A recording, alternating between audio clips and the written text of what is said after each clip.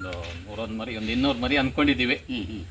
ದೊಡ್ಡ ಮಾಡ್ತಲ್ಲ ಇದೇ first time ಅಂತ ನಮ್ಮ ದೇವ್ರಿಗೆ ಅಷ್ಟು ಶಕ್ತಿ ನಮಗೆ ಕೊಟ್ಟಿದೆ. ನಾವೇನಾರ ದೇವ್ರಿಗೆ ಮಾಡೋಣ ಅಂತ ಅಷ್ಟೇ.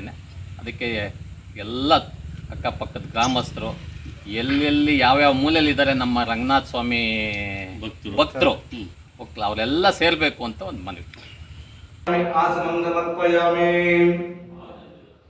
ಓಂ ಸಹಸ್ರಂ ವರುಷಂ ಸಹಸ್ರಾಕ್ಷಂ ಸಹಸ್ರಪಾತ್ ತದೋ ಮೇ ವಿಶ್ವದೋ ಮತ್ವಾಮಸ್ಯಾನಿಷ್ಠತಾಂಗುರಂ ವರುಷಂ ನಿವೇದನಂ ಧರ್ಮಂ ಯದ್ಭೂತಂ ನಿಕ್ತಮವ್ಯಹಂ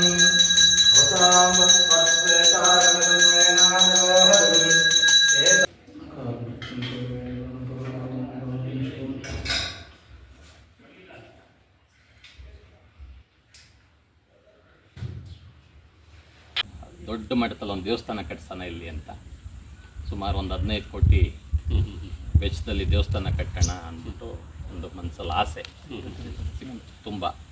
ಅದಕ್ಕೆ ಇವಾಗ ಅದಕ್ಕೆ ಮುಂಚೆ ಒಂದು ಎಲ್ಲ ನಮ್ಮ ರಂಗನಾಥ ಸ್ವಾಮಿ ಎಷ್ಟು ಜನ ಭಕ್ತರು ಸುತ್ತಮುತ್ತಲು ಊರು ಗ್ರಾಮಸ್ಥರೆಲ್ಲ ಒಂದ್ಸಲಿ ದೇವ್ರ ಎದುರಿಗೆ ಸೇರ್ಸೋಣ ಅನ್ನೋದೊಂದು ಆಸೆ.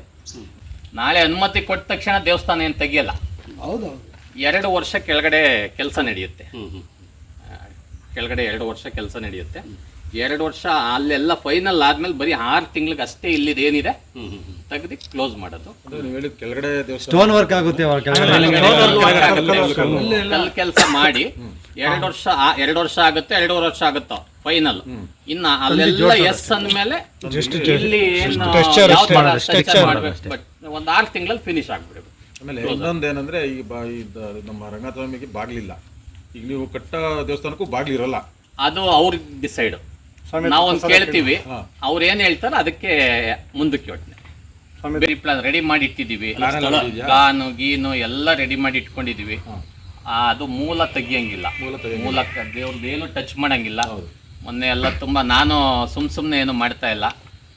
ಧರ್ಮಸ್ಥಳ, ಕೊಲ್ಲೂರು ದೊಡ್ಡ ದೊಡ್ಡ ಕ್ಷೇತ್ರಕ್ಕೆ ಯಾರು ಮಾಡ್ತಾರ ಅಂಥವ್ರನ್ನೆಲ್ಲ ಇಲ್ಲಿ ಕರೆಸಿ ಅದಕ್ಕೆ ಏನು ಪ್ಲಾನ್ ಬೇಕು ಅದನ್ನೆಲ್ಲ ರೆಡಿ ಮಾಡಿದ್ದೀನಿ.